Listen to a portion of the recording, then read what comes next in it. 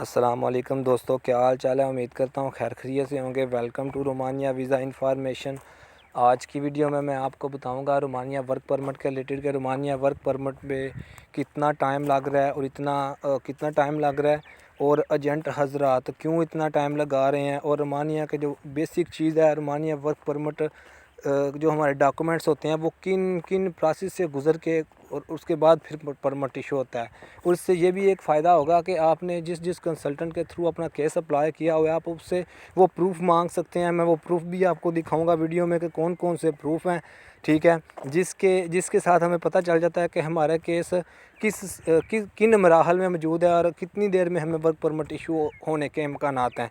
तो video start करने से पहले सब भाइयों से दरख्वास्त करता हूं कि हमारे चैनल को सब्सक्राइब कर लें, घंटी के बटन को प्रेस कर दें ताकि इस तरह की मालूमाती वीडियो आपको बार वक्त मिलती रहे।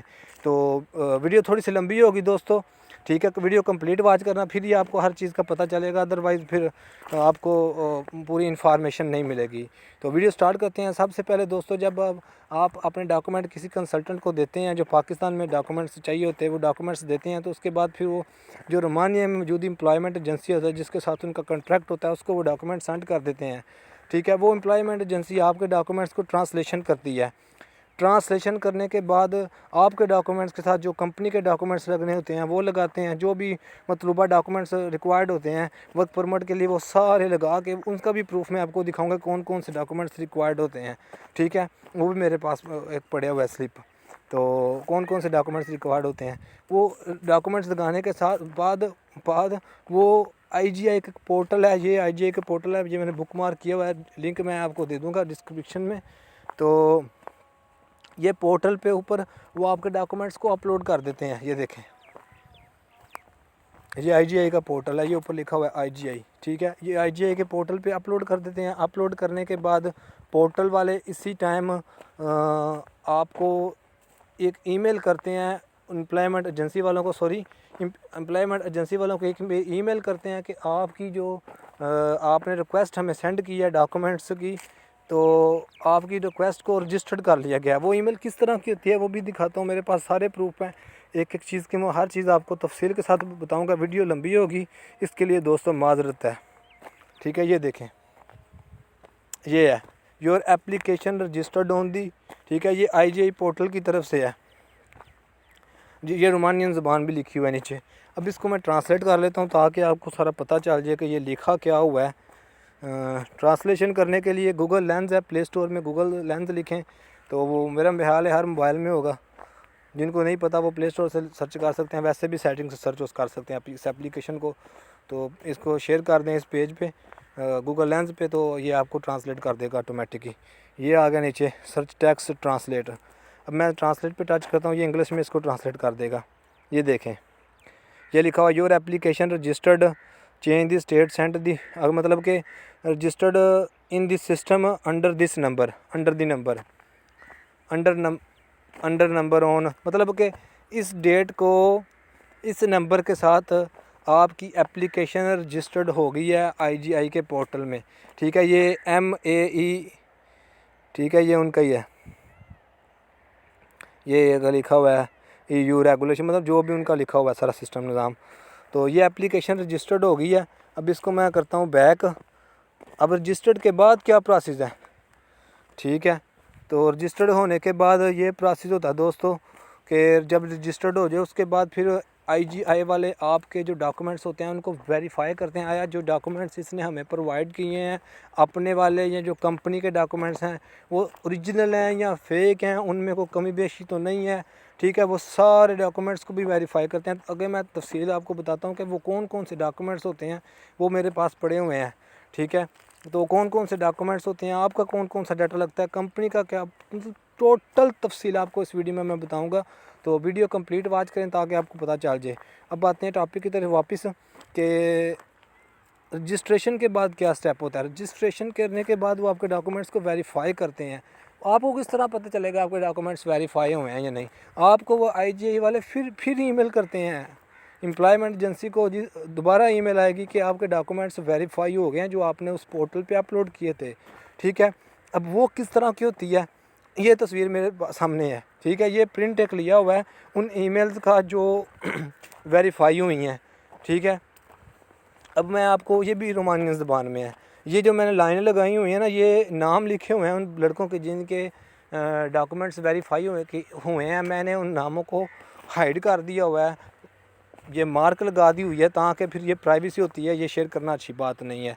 ठीक है, तो अभी मैं इसको भी ट्रांसलेट करता हूँ ताकि मैं आपको बता सकूँ कि सेकंड ऑप्शन क्या होता है रजिस्ट्रेशन के बाद। मतलब इंग्लिश में आप पढ़ लें, पता चल जाए आपको। अभी इसको ये ट्रांसलेशन करेगा गूगल लेंस। ठीक है, ये ट्रांसलेशन पे हम आ गए हैं। तो ये देखें, ये मैं दिखाता हूँ अभी आपको।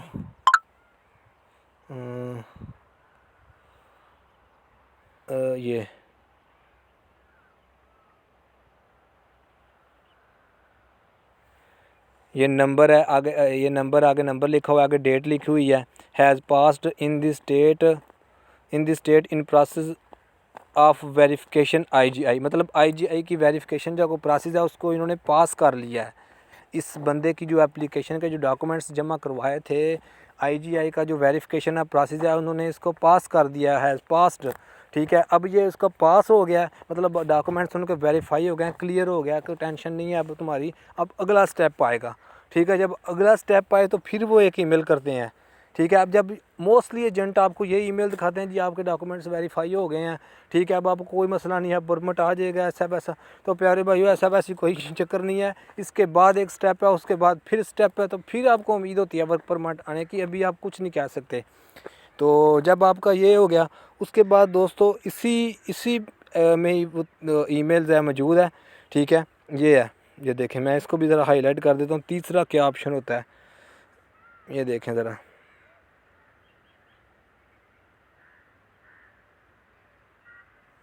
ये ज़रा अब इसको गौर से पढ़ें। ओहो, इसको क्रॉस करना पड़ेगा, ऐसे पढ़ लेते हैं। The request with number date has been verified, meaning that you have obligation to present with the original documents copy and printed request on 29 in order to submit the application। इसका मतलब है कि जो रिक्वेस्ट आपका number था, जो 6 तारीख को आपने एप्लीकेशन रजिस्टर्ड करवाई थी, उसके बाद फिर वो वेरीफाई हुई, मतलब 6/9 को हैज़ बीन वेरीफाइड, मतलब 6/9 को जो वेरीफाइड हुई थी आपकी, पहले आप रजिस्टर्ड करवाई थी, उसके बाद 6/9 को वेरीफाइड होगी। वेरीफाइड होने के बाद 29 तारीख को उसी महीने में 12:30 पे आपने अपने ओरिजिनल डॉक्यूमेंट्स को सबमिट करवाना है IGI के जो अदारा है।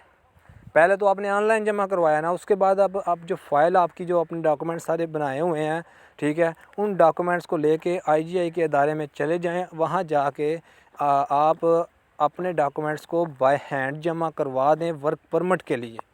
ये तीसरा ऑप्शन होता है। अब जब ये जमा करवा दिया, ये देखें ज़रा, मैं दिखाता हूँ। ठीक है, जब ये जमा करवा दिया, ये पढ़ लें आप, इसमें अभी सुन भी सकते हैं ये क्या लिखा हुआ है। Romanian English translate message. ठीक है, turn off for Romanian. Dear the request with number 319,600 छोड़ें, हम अगले प्रोसेस पे चलते हैं। इस तरह वीडियो काफ़ी लंबी हो जाएगी। तो ये सारा प्रोसेस होता है। उसके बाद मतलब आपने ये आपकी अपॉइंटमेंट होगी, आपकी जो ऑनलाइन पोर्टल पे डॉक्यूमेंट्स आपने जमा करवाए हैं, उसके बाद फिर उनकी वेरिफिकेशन हुई है। वेरिफिकेशन के बाद पोर्टल वालों ने आपको डेट दी है कि इस डेट को अपने आप ओरिजिनल डॉक्यूमेंट्स लेके आ जाएं। जब आप ओरिजिनल डॉक्यूमेंट्स लेके जाएंगे, बाय हैंड जमा करवाएंगे, उसका भी प्रूफ होता है दोस्तों, उसका भी एक प्रूफ होता है जिससे पता चलता है कि आपके डॉक्यूमेंट्स इमिग्रेशन में अब जमा है। अब आपको with in 30 days, with in 45 days, with in 15 days, मतलब 15 दिन, 30 दिन, 45 दिन एंड है, इसमें आपको हर सूरत वर्क परमिट इशू किया जाएगा। तो अब वो क्या स्लिप है, वो कौन सी स्लिप है जिससे आपको पता चलता है, वो ये स्लिप है दोस्तों। ये देखें, इसको भी गौर से देख लें। इसमें ये दिन, ये डेट जमा होने की है 2/08/2021, ये कंपनी का नाम लिखा हुआ है, और ये इशू होने की डेट है 1 तारीख 9वां महीना 2021। कुछ लोग इस जगह पे वैसे भी नाम उस बंदे का नाम लिख देते हैं जिसकी स्लिप होती है, लेकिन इमिग्रेशन वाले नहीं लिखते। ठीक है, ये आगे उसका एक फ़ाइल नंबर है। ठीक है, ये फ़ाइल नंबर है। इस इमिग्रेशन की स्लिप की वेरिफिकेशन किस तरह करें, ये रियल है या फेक है, इसकी वीडियो भी मैंने अपलोड की हुई है। नीचे जाके आप वो वीडियो देख लें तो आपको अंदाज़ा हो जाएगा कि इसकी वेरिफिकेशन किस तरह कर सकते हैं। तो दोस्तों ये लास्ट स्टेप था। पहला जब आपकी जमा करवाते हैं, उसके बाद फिर वो आपके डॉक्यूमेंट्स को वेरिफिकेशन करते हैं। वेरिफिकेशन करने के बाद आपको वो अपॉइंटमेंट देते हैं कि इतनी देर 10 दिन 15 दिन 25 दिन के बाद आप आ जाएं, तो आके अपने डॉक्यूमेंट्स बाय हैंड जमा करवा दें। जब बाय हैंड आपके डॉक्यूमेंट्स जमा हो जाते हैं, उसके बाद 45 डेज़ के अंदर आपको हर सूरत परमिट इशू हो जाता है। ठीक है दोस्तों, अब चलते हैं अगले टॉपिक की तरफ। अगला टॉपिक क्या है? अगला टॉपिक ये है कि कौन कौन से डॉक्यूमेंट्स लगते हैं और क्या प्रूफ है, हमें कैसे पता चलेगा कि जो ईमेल हमारी है ये वो हमारी ही है या वैसे उसको एडिट किया हुआ है। ठीक है, उसका भी एक सारे प्रूफ मेरे पास पड़े हुए हैं सारे। ये देखें, ये वो किसी और की थी, ये हो रहा है।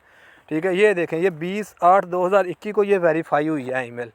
ठीक है, अब इसके डॉक्यूमेंट्स उन्होंने वेरीफाई किए हैं। अब ये देखें, ये 5 पेजेस हैं, ये नीचे लिखा हुआ है 5 डेट जनरेटेड 20/8।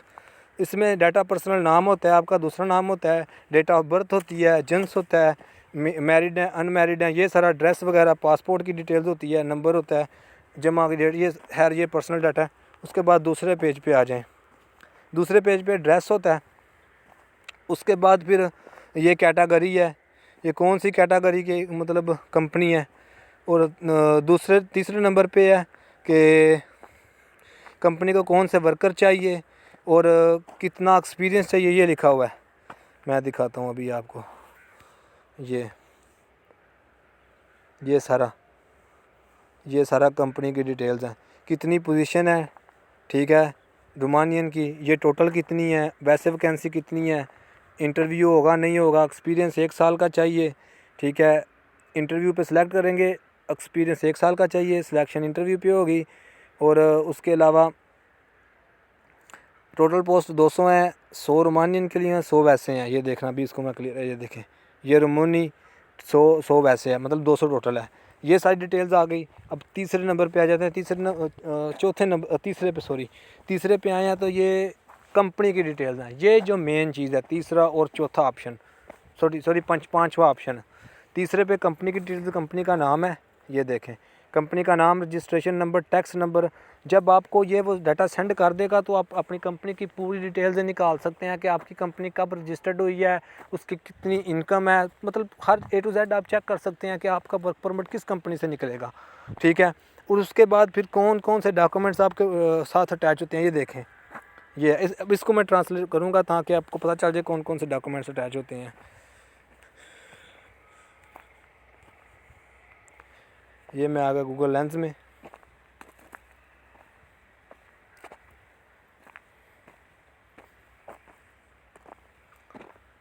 थोड़ा सा टाइम ले रहा है ये ट्रांसलेशन पे गए हम, तो मैंने इसको ट्रांसलेट कर दिया। ये देखें, ये लिखा भी हुआ attachments, proof of the employer's legal power of attorney. जो एम्प्लॉयर है इसकी लीगल पावर ऑफ अटर्नी, उसका प्रूफ है।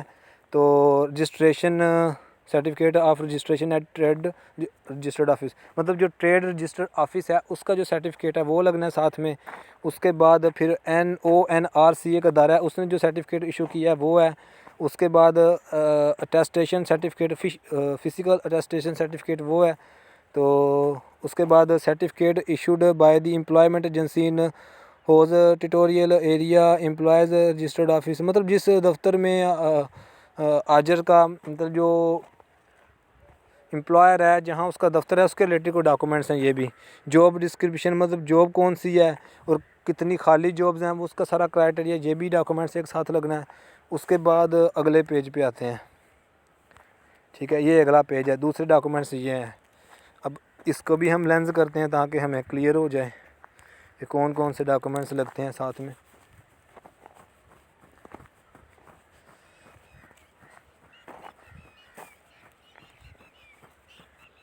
ये ट्रांसलेट किया मैंने इसको, ये नीचे आ गए। Proof of publication of vacancy notice in the large daily newspaper, मतलब कि जो अब ये चीज़ मेन है। ये देखें, ये मैं आपको समझाता हूँ इसकी थोड़ी सी तफसील। ये वो चीज़ है कि जब कोई भी जॉब यूरोपियन देते हैं ना एशियन को या फॉरेन वर्कर्स को, तो वहाँ रूल है कि सबसे पहले एशियन को दी जाए, उसके बाद अगर कोई सबसे पहले यूरोपियन को दी जाए। अगर यूरोपियन उसको एक्सेप्ट नहीं करते तो फिर एशियन को हायर किया जाए। तो उसके लिए वो फिर वो जो न्यूज़पेपर छपते हैं उस न्यूज़पेपर पे वो ऐड देते हैं उस वैकेंसी का। तो जब कोई यूरोपियन उसको एक्सेप्ट नहीं करता तो उसके बाद फिर वो फॉरेन वर्कर को हायर करते हैं। उसका अखबार पर जो ऐड दिया उसका एक प्रूफ है। उसके बाद एम्प्लॉयर का क्रिमिनल रिकॉर्ड है, copy of the minute draw the following selection made in the fill vacancies, और फ्रॉम एम्प्लॉयमेंट ऑफर है, फॉरेन करिकुलम विलेट, ये भी एक है, सीवी है मतलब। उसके बाद criminal record document same legal value issued by the authorities country of residence, ये करेक्टर सर्टिफिकेट होगा मेरा। उसके बाद पासपोर्ट है और तस्वीरें वगैरह, ये सारा कुछ मतलब ये डॉक्यूमेंट सारे साथ अटैच होते हैं। उसके बाद फिर ये वर्क परमिट के लिए चला जाता है। तो वेरीफाई करने के बाद ये सारा इसका दोस्तों प्रोसेस है। तो अपने एजेंट से आप ये 5 पेजेस लाजमी मांगें। वो एजेंट करते क्या है, बड़ा करेंगे, आपको ईमेल सेंड कर देंगे, उसके बाद पहला पेज सेंड करते हैं, अगले पेज एजेंट नहीं दिखाते, अगले पेज मांगेंगे आप, तो फिर ही आपको पता चलेगा आपकी कंपनी कौन सी है, सारा तरीकाकार क्या है। और वैसे ईमेल आप उससे लेते रहें, रजिस्टर्ड होने की ईमेल, उसके बाद फिर वेरीफाई होने की ईमेल, अपॉइंटमेंट की ईमेल, सबमिशन स्लिप। तो इससे आपको अंदाज़ा हो जाएगा कि आपका केस किस प्रोसेस पे है, ठीक है, और कितने देर बाद आपको वर्क परमिट इशू हो जाएगा। थैंक यू, खुदा हाफिज़।